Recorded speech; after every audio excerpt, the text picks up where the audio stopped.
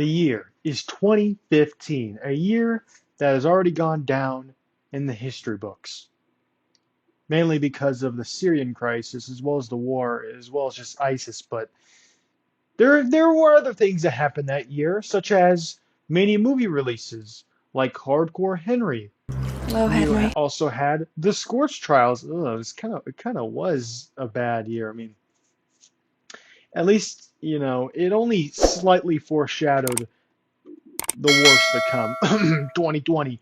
But it was not. It was pretty much sunshine and rainbows back then. I mean, I wish I had a device where I could go back to 2015, 16, 17 and redo all my life choices, but that's a topic for another day.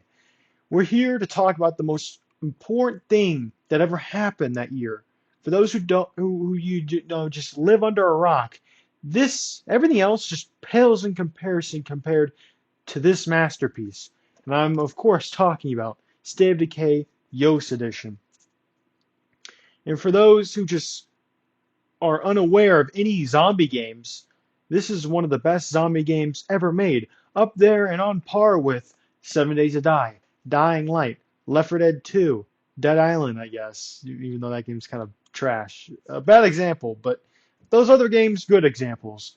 And let's get into why it's up there and why it's kind of underrated too, since not many people talk about this game. I mean, it does have an 8.9 out of 10 on IGN, it's a 9 out of 10 on Steam, and even has 82% on Humble Bundle, whatever that is.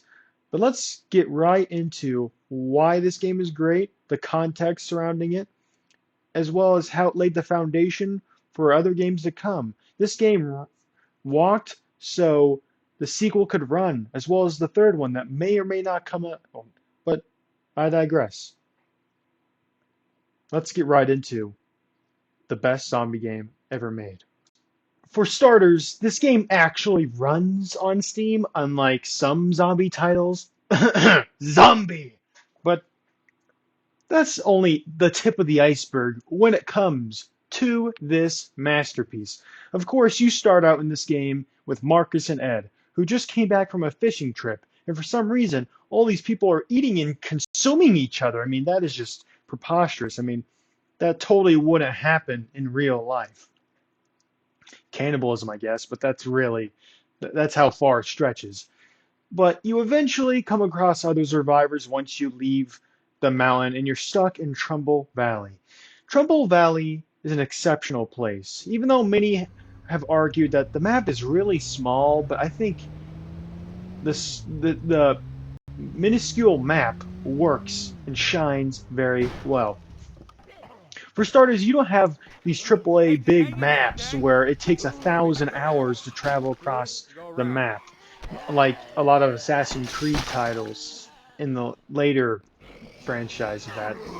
But yeah, just the map feels not big, but not small. It works enough to where you can have lots of fun, you can travel around, do your quests. And speaking of these quests, there are a lot of them, and they are kind of important because if you don't do some of these, your group members might die. So the way this game runs is you find a base and you have to get all your essential supplies to keep it up. You have to get your gas, you have to get your medicine, your firearms, your guns, ammunition, and most importantly, food. And every day, your food and everything starts to decay and run out. I mean, it's in the title, of course. And even if you log off the game continues. And when you log back in, something might have changed. Maybe slightly, but your group still contributes to your society when you log off, which is pretty unique for a game that came out all the way back in 2013 originally. But we're talking about the polished version of this game. So what comes with this edition is the great DLC of Lifeline, where you get to play as the military and try to hold back the dead. And that DLC is pretty cool. It's kind of a tower defense in some ways because you have to guard the camp and lots of monsters, lots of waves come. And that's a pretty fun mode. You also have your breakdown where you get the true survival experience. The more you progress, the more levels you complete in there, the harder it gets, and the more likely you'll be ripped to shreds. But speaking of ripped to shreds, when you first play this game, it is hard. The fact that you run out of your stamina so quickly, and the fact that it barely goes up unless you eat an apple or two. I mean, have my own experiences of nearly being ripped apart. Oh, oh, good God! Ow. I mean, first time I played this game, I got Marcus killed in a matter of seconds when I arrived in Trumbull Valley. But I digress, I guess. But yeah, there's lots of ripping people apart. You not ripping people apart. You can't kill other people unless you're trying to mercy kill, which I mean, Jesus Christ, that's pretty dark. But this game's kind of an appetizer when it comes to that, because in the sequel, you get to kill whatever the hell you want. You can kill your survivalists, you know. You can kill other survivors in general. You're going to come across survivors who are either really good or actual survivalists, or just plain out terrible. You kind of have to manage who you're going to keep into the fold. Are you going to keep people who actually know what the hell they're doing, or are you going to keep a lot of people who are liabilities, who are dead weight in some capacity? It's up to you. And you have to do all these quests for Lily, who's kind of the leader of the pack, really. She's the person you can't really play as. She's kind of the radio host, you could say, of the apocalypse. And she gives you quests, and you have to embark on them. And the reason why I love this game is that it manages to combine a lot of these survival aspects, as well as encompass a cool story. Now, the story isn't like Last of Us level, which is why a lot of people don't really compare this game to other survival zombie games, but it's still good in the fact it has a lot of compelling voice acting with the likes of Marcus, with the likes of Alan, who's kind of an asshole, but is pretty right in some occasions. The pastor, Lily, of course. You know, she gets kind of annoying when you hear her voice every 5 seconds, but for good reason. As well as just the Wilkersons, who you're not sure they are good people or they're murdering people around the town, stealing guns. You have no idea who's doing it, but you kind of know it's them.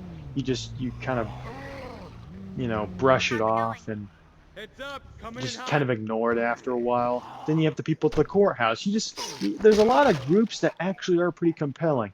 Now, there are a lot of Radiant quests as well as just a bunch of random bases of people that survive, but those bases are, besides the other main cast of characters as well as the main groups, you can use those random groups and get survivors out of it. You can get people who know how to read very well, which is kind of an odd thing, or to be able to make a library and research things. But you can also get survivors who are either in the military, who know how to shoot guns really well, know how to do medical stuff, who are you know, are doctors, as well as other things in between. There's a variety of different characters you can choose from, and especially in Breakdown, when you unlock a lot of characters in that mode, you can play them over and over again, which is really cool. All the main characters in the normal game you can unlock in the Breakdown and play as them, which is very unique. I remember spending hundreds of hours just playing that mode in particular, because it's sure, it is pretty repetitive, but it's very addicting. That's the thing about this game. It's very addicting. Even though the main story isn't that long, it's still really good. And speaking of the story, I'm not going to try to rant too much about it, but I want to address a couple of things and a couple elephants in the room, if you will. The story, even though, like I said prior in this video, it's a little bit rugged, but it manages to do something extremely well. There's lots of suspense and there's lots of things you don't really expect to happen, but they do, especially in the later part of the story. It actually starts to thrive very well and excel in its storytelling. And I'm not going to, like I said, spoil what the ending is or close to it, but it's actually really interesting how the military, let's just say, and the higher up can't be trusted.